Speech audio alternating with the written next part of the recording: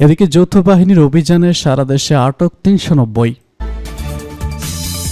জানিয়ে দিচ্ছি, গণতন্ত্রের সঙ্গে প্রতারণার দায়ে জাতীয় পার্টিকে বিচারের আওতায় আনতে হবে বলছে আক্তার। আরও থাকছে, বাংলাদেশ আন্তর্জাতিক ষড়যন্ত্রের গৃহভূমি হতে চলেছে বলছে মেজর হাফিজ। আর থাকছে, বিস্ফোরক মামলায় গ্রেফতার বৈষম্য বিরোধী নেতা।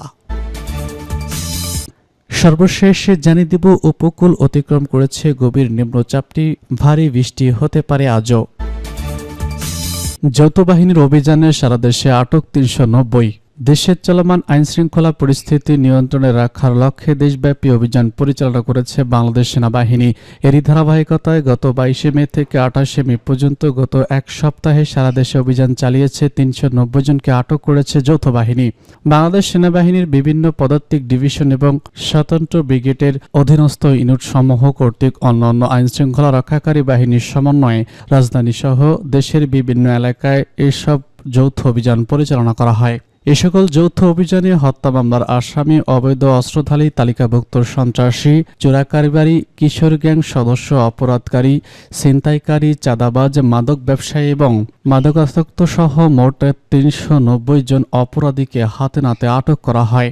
আটককৃতদের নিকট হতে ২১টি অবৈধ আগ্নেয়াস্ত্র, ৯৯টি বিভিন্ন ধরনের গোলা বারুদ, ১৬টি ককটেল বোমা, বিভিন্ন মাদকদ্রব্য, সন্ত্রাসী কাজে ব্যবহৃত বিভিন্ন প্রকার দেশীয় অস্ত্র, মোটরসাইকেল, চোরাই mobile phone, walkie talkie, passport, জাল নোট ও নগদ অর্থ উদ্ধার করা হয়।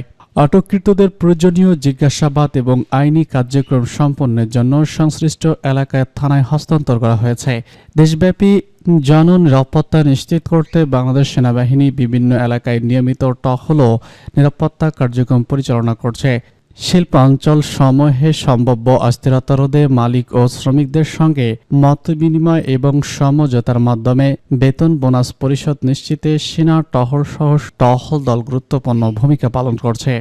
এছাড়া আসন্ন পবিত্র ঈদ উল আজহা উপলক্ষে দেশের বিভিন্ন স্থানে বসা অস্থায়ী পশুর হাটে সার্বক্ষণিক নজরদারি, নিরাপত্তা এবং পর্যবেক্ষণ নিশ্চিত করছে।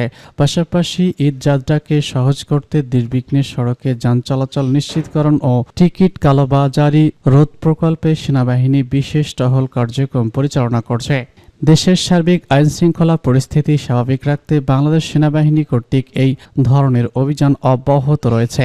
সাধারণ জনগণকে যে কোনো সন্দেহ কার্যকলাপের বিষয়ে নিকটস্থ সেনা ক্যাম্পে তথ্য প্রদান করার জন্য অনুরোধ জানানো হচ্ছে। গণতন্ত্রের সঙ্গে প্রতারণার দায়ে জাতীয় পার্টিকে বিচারের আওতায় আনতে হবে বলছে আক্তার। জাতীয় পার্টিকে গণতন্ত্রের সঙ্গে দীর্ঘ প্রতারণা করার অভিযোগে বিচারের আওতায় আনার দাবি জানিয়েছে জাতীয় নাগরিক পার্টির সদস্য সচিব আক্তার হোসেন।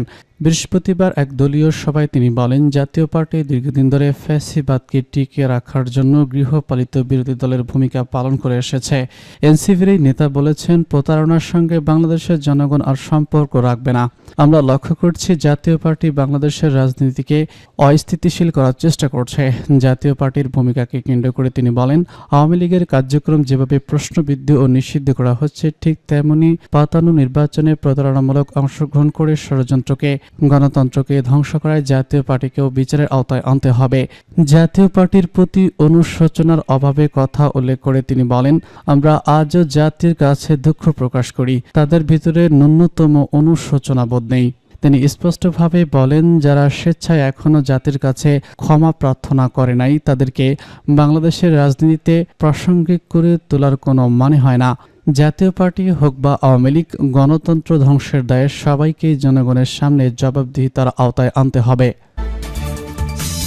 বাংলাদেশ আন্তর্জাতিক ষড়যন্ত্রের গৃহভূমি হতে চলেছে বলছে মেজর হাফিজ। বাংলাদেশে আন্তর্জাতিক ষড়যন্ত্রের গৃহভূমি হতে চলেছে বলে মন্তব্য করেছেন বিএনপির স্থায়ী কমিটির সদস্য মেজর হাফিজ উদ্দিন আহমেদ। তিনি বলেছেন, বাংলাদেশকে একটি যুদ্ধ অবস্থার মধ্য দিয়ে যাওয়া হচ্ছে। যারা ক্ষমতায় আছে তারা গণতন্ত্র দিতে চায় না, নির্বাচনের কথা বলতে চায় না।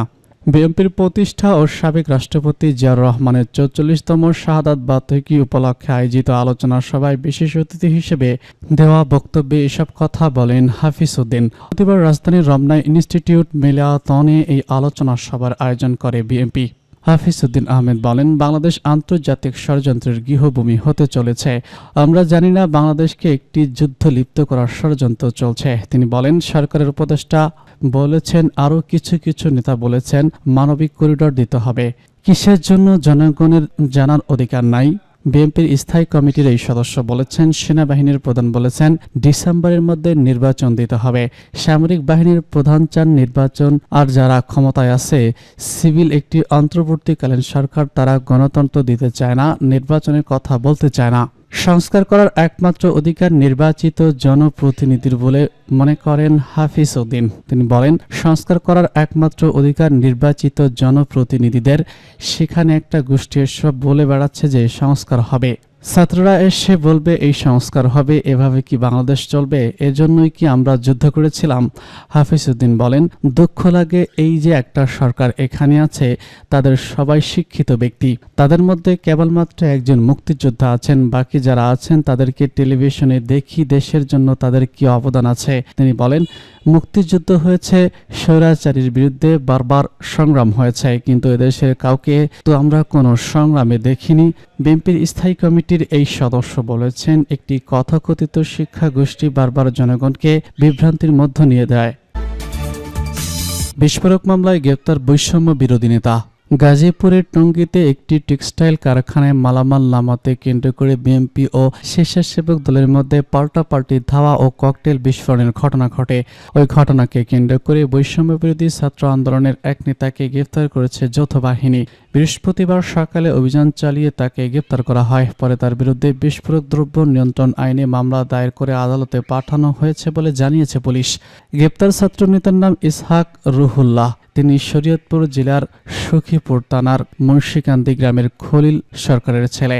ইসহাক টঙ্গী দাউদপাড়া এলাকায় জৈনিক ইউপ সরকারের ভাড়া বাড়িতে পরিবারের সঙ্গে বসবাস করতেন। ইসহাক বিপ্লবী ছাত্রী পরিষদের কেন্দ্রীয় কমিটির সদস্য এবং গাজীপুর জেলা বৈষম্য বিরোধী ছাত্র আন্দোলনের গাজীপুর শাখার সদস্য।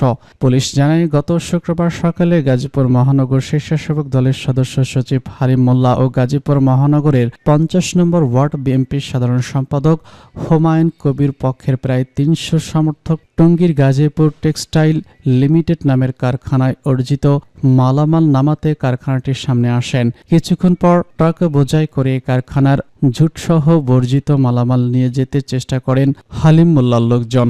এতে বাধা দেন হুমায়ুন গাজীর লোকজন। পরে উভয় পক্ষের মধ্যে সংঘর্ষ হয়। এ সময় দুই পক্ষের লোকজনই ইটপাটকেল নিক্ষেপ ও বেশ কয়েকটি ককটেল বিস্ফোরণ ঘটান। পরে এই ঘটনায় একটি মামলা করা হয়।